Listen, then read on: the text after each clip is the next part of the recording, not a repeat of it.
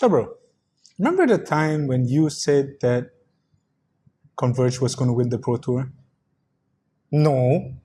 I'm willing to bet this is gonna win Pro Tour BFZ. Let's wait and watch. Moving on. I think someone needs a humble slice of humble pie. Sedapnya.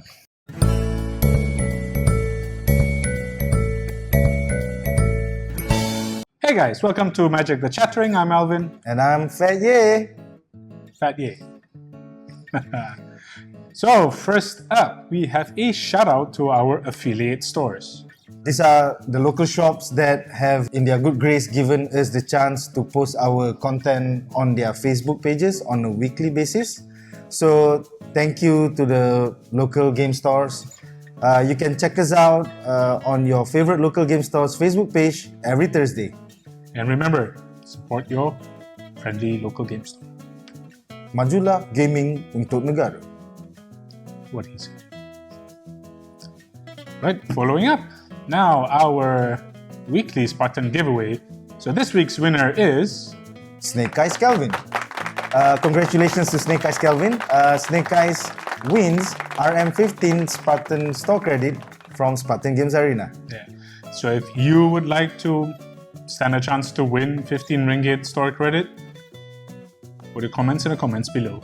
So before we begin everything, we still have our Great Spartan Share-A-thon. This is week 2 of a 3-week contest. Yeah.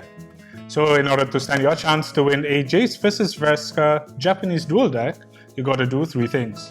Number 1, subscribe to our YouTube channel. Number 2, like our Facebook page at Sparta TV. And number 3, share this week's episode from our Facebook page onto Facebook. Now before we begin into our Pro Tour BFZ recap, some announcements from Pro Tour BFZ.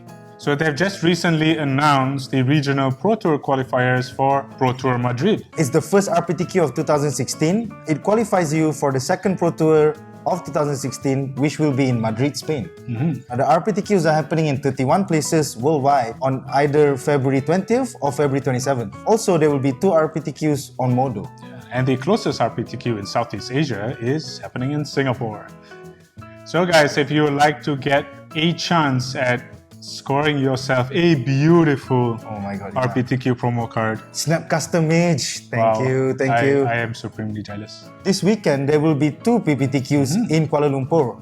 On Saturday, there will be a PPTQ Madrid at Spartan Games Arena. And on Sunday, there will be a PPTQ Madrid at Eternal Magic. Yeah, so the winners of each PPTQ get a chance to go to the RPTQ.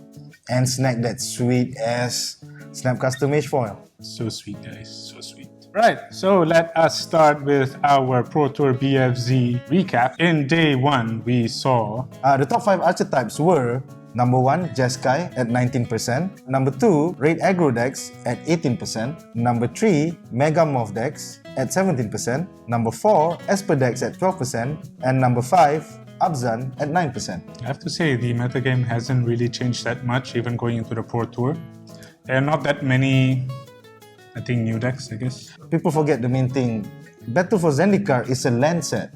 If you think about it in that sense, Battle for Zendikar has been successful because of all the awesome mana bases that are afforded in all of the top 5 archetypes. I mean, when I say Jeskai, there's also Dark Jeskai. When I say Abzan, there's also Abzan Blue, Abzan Red. You know? That's true. So I gotta say, it's been a pretty awesome coming out weekend for BFZ. Alright, so from day 1 going into day 2, we can see the top 5 archetypes for day 2 are Raid Aggro at 20%, Jeskai at 20%, Mega Morph at 17%, Esper at 13.5%, and number 5, 4 to 5 color special decks. Yeah, I did notice like Abzan didn't really make the cut into day 2. Surprisingly, Abzan was the 6th played archetype at only 7%. So the key takeaway here is Raid Aggro players do not know how to draft and Abzan players know how to draft. Well, talking about Abzan players who know how to draft, this is the top 8 decks. Abzan won. Abzan won again. So As a Raid player, I was pretty sad that Raid didn't win a third time at the Pro Tour. I guess the meta captures what was at SCG Atlanta last weekend. In the top 8, there was like 4 Jeskai decks, 2 Abzan decks, 1 Ataka Raid, and 1 Green-White Megamorph. If this was merely a standard portion or standard constructed portion Pro Tour, we would most likely see more Esper and Raid aggro decks in the top 8. But as I said earlier, Raid aggro players and Esper players don't really know how to draft. And Abzan players, the two that made it, must be pretty good drafters because they were at like 6-3-1. That's only like how many points? That's only like 23 points. In addition as well, I mean, like 4 of the decks in the top 8 being Jeskai. Well, yeah, there was like 1 Jeskai tokens, 2 Dark Jeskai, and 1 Jeskai. So Jeskai ruled supreme in standard, I guess. Well, the other things that actually ruled supreme in standard were these 2 cards. Number 1 being Gideon. Yeah, 20 copies in the top 8. Yeah. Obscene. Number 2 being Jace Vryn's Prodigy. 16 copies in the top 8.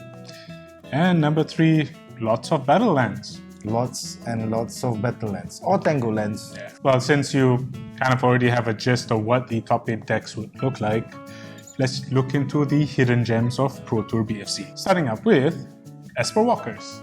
Esper Walkers, let's have a look at the list. Played by Fabrizio Anteri. He finished at 8-2, that's about 24 points. The main innovation in this build is there are no dragons. Instead, there's shit tons of walkers and Hangerback Walker. So as a walker as well.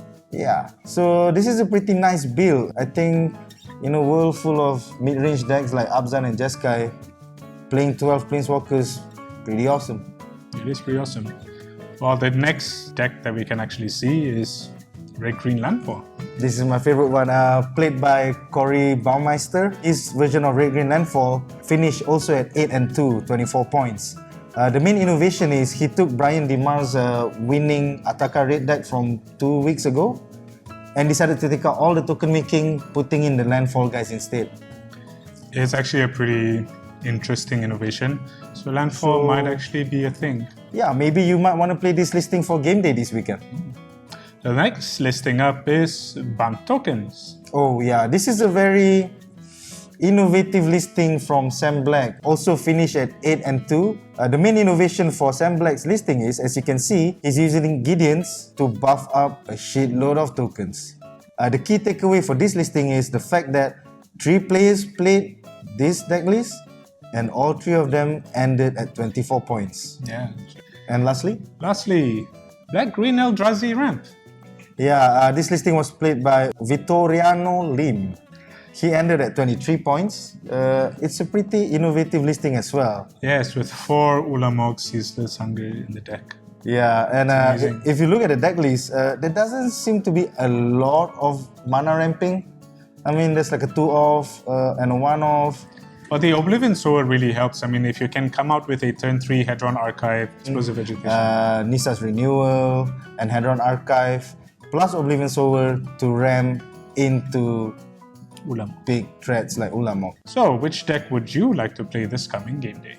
Tell us in the comment section below. Right, so that's it for this week's Magic the Chattering. Stay tuned to our next episode every Thursday. What do you think of this week's episode? Tell us in the comment section below. And as usual, if you like us, subscribe and share these videos with your friends. I'm Alvin. And I'm Faye. Signing off. Majulah gaming untuk negara. Untuk dunia. Untuk dunia.